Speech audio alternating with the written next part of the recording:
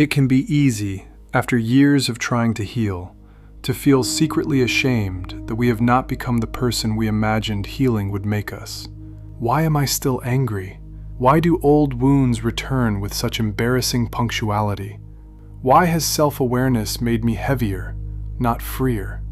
Why do I understand my pain so much better than I once did, and yet still, at the worst moments, repeat it?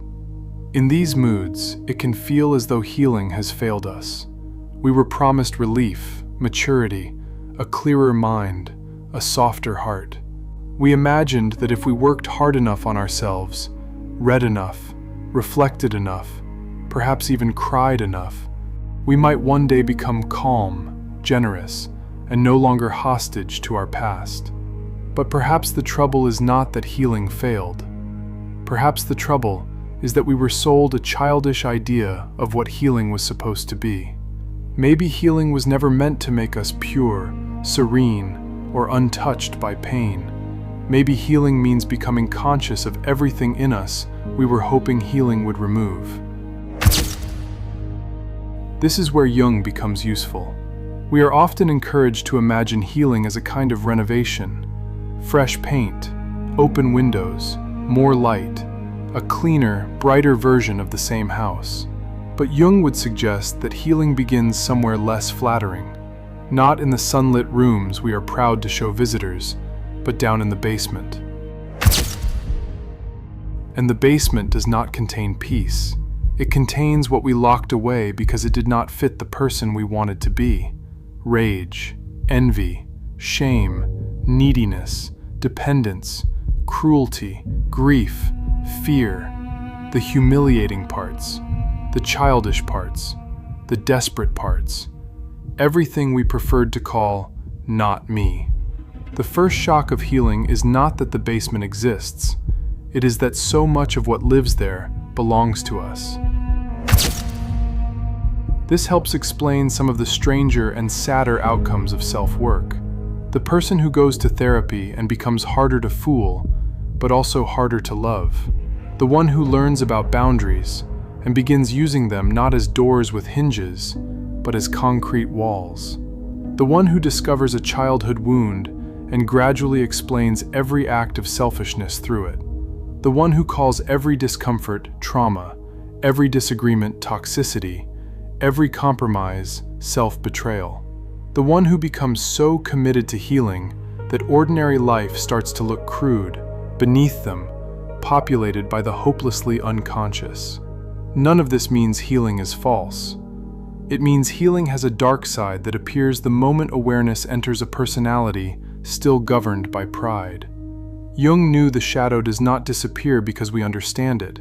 It disappears even less when we begin to imagine we are too healed to have one. This is one of the central dangers of modern self-knowledge.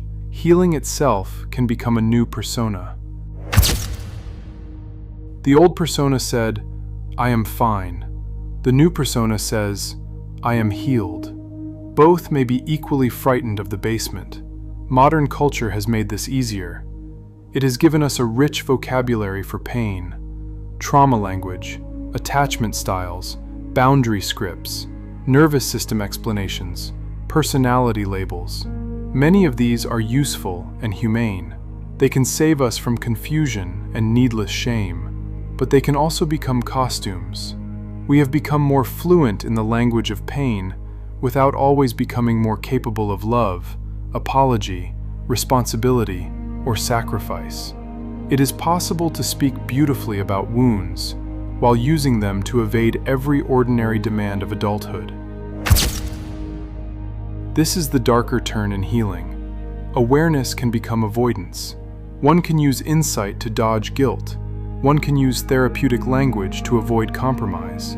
One can become so skilled at naming injuries that one no longer notices the injuries one causes. One can become so devoted to protecting one's peace that no one can get close enough to disturb or love the real person underneath. Sometimes the wound is real, and sometimes the wound has become the last respectable place for the ego to hide. This does not mean we should abandon healing. It means we should become more serious about what it asks. Healing is not the removal of darkness. It is a more honest relationship to it.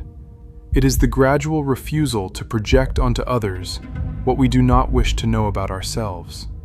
It is the humiliating work of admitting that insight has not automatically made us kind, that vocabulary has not guaranteed virtue, and that understanding our suffering has not excused us from the task of becoming easier to live with. We have made a mess of healing, no doubt.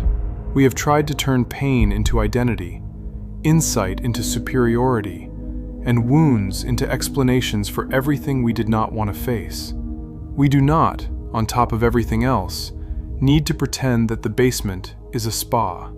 Jung would not ask whether we had healed enough to leave the basement.